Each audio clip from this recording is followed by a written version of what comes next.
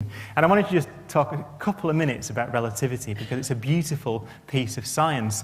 And it's very sort of important at the moment because there was a beautiful experiment done about 2 weeks ago now. The results were announced, which confirmed for the first time with very, very, very, very high precision, so the highest precision confirmation we've ever had, that Einstein was not wrong.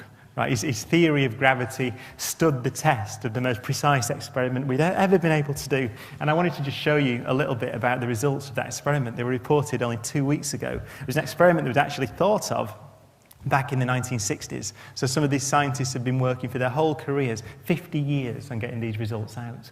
But relativity first. There's a very beautiful and easy way of describing what it is. Here's Albert Einstein. Einstein was a genius because he thought very simply, often in pictures, about how the world works. And what fascinated him back in the early 20th century, so in 1905 or so, was a result from a Scottish physicist called James Clerk Maxwell, who predicted, although he didn't know it really at the time, but he predicted that light travels at the same speed no matter how you look at it. So it's a bit of an odd thing to predict that. Essentially, what I'm saying is if I fly to that spotlight now at the speed of light, or let's say 75% the speed of light, and go flying towards that light, the light will hit me in the face at the speed of light.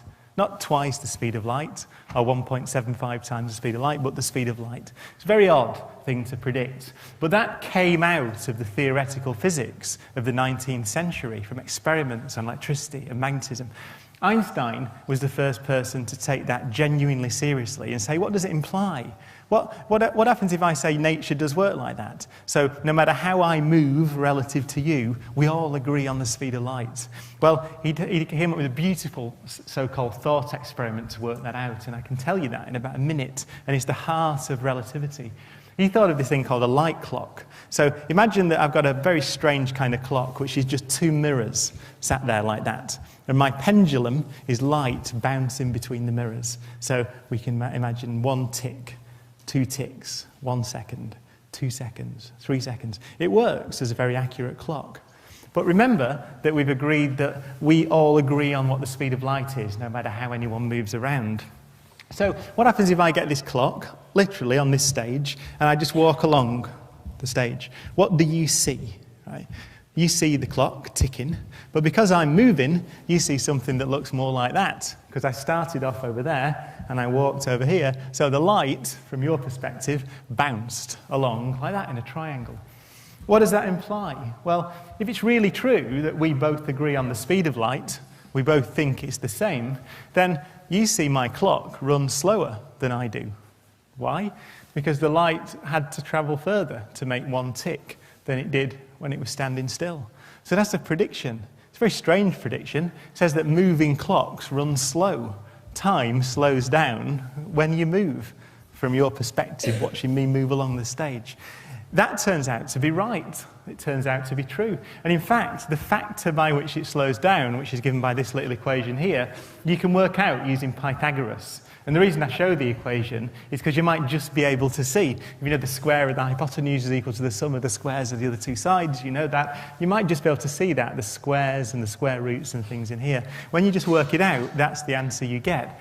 That's fascinating because that equation is built into the satellite navigation system. So when you get into your car and you set a satellite navigation and off you go, then the satellite navigation system works basically by measuring time differences between clocks on satellites and clocks on the ground. The satellites are moving relative to the ground and they're high up, so gravity is a bit weaker. Turns out that that means time passes at a different rate. How much? Well, Einstein predicted 100 years ago that it would shift by 36,000 nanoseconds per day. A nanosecond is 1,000 millionth of a second. That doesn't sound like very much, 36,000 nanoseconds. But light travels 30 centimeters in a nanosecond. So that means that the satellite navigation system would drift by 36,000 lots of 30 centimeters in its position measurement. It's about 10 kilometers.